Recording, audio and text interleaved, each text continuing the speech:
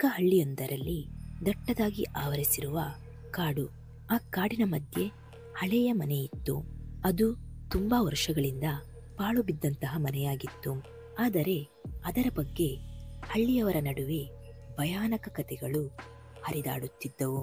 ಕೆಲವರು ಆ ಮನೆಯಿಂದ ರಾತ್ರಿ ಹೊತ್ತಲ್ಲಿ ಸಣ್ಣದಾಗಿ ನಗುವ ಶಬ್ದಗಳು ಕೇಳಿಬರುತ್ತವೆ ಎಂದು ಹೇಳುತ್ತಿದ್ದರು.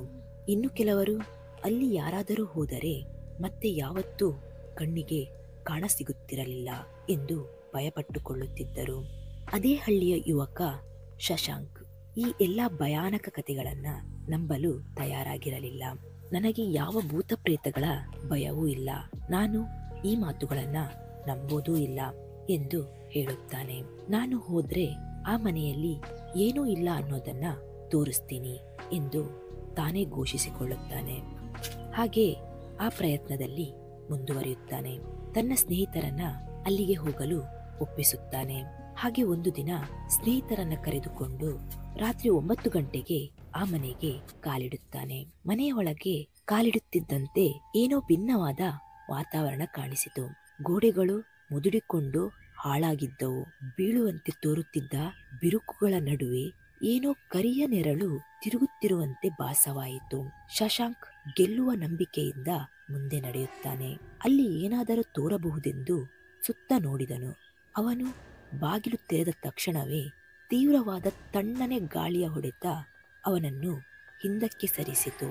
ಒಳಗೆ ಮಬ್ಬಾದ ಬೆಳಕು, ಧೂಳಿನ ನಡುವೆ ಹಾಳಾದ ಪೆಟ್ಟಿಗೆಗಳು.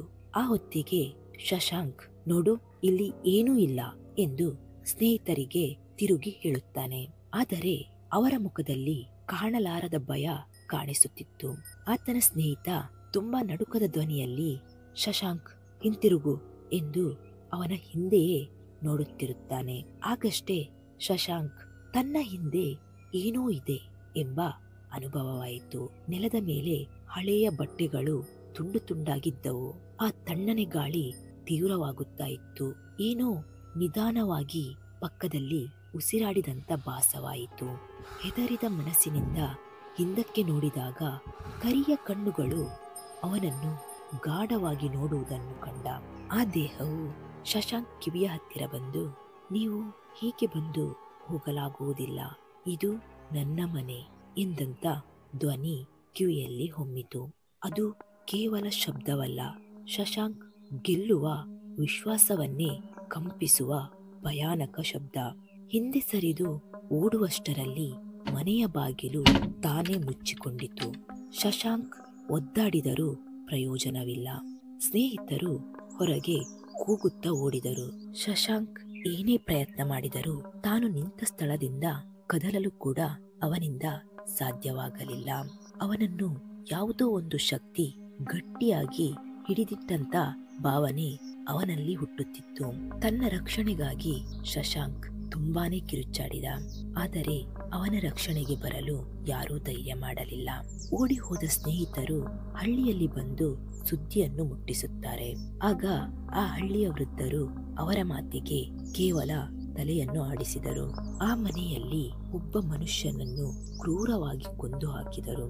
ಅವನ ಆತ್ಮ ಇನ್ನು ಯಾರನ್ನು ಬಿಡಲು ತಯಾರಾಗಿಲ್ಲ.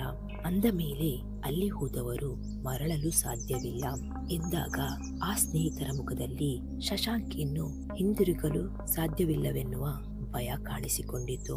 ಅಂದಂತೆ ಎಷ್ಟೇ ದಿನಗಳಾದರೂ ಶಶಾಂಕ್ ಮರಳಲಿಲ್ಲ. ಅವರ ಕಣ್ಣುಗಳಲ್ಲಿ ಇನ್ನು ಆ ಕಪ್ಪು ನೆರಳಿನ ಭೀತಿ ಅಡಗಿತ್ತು.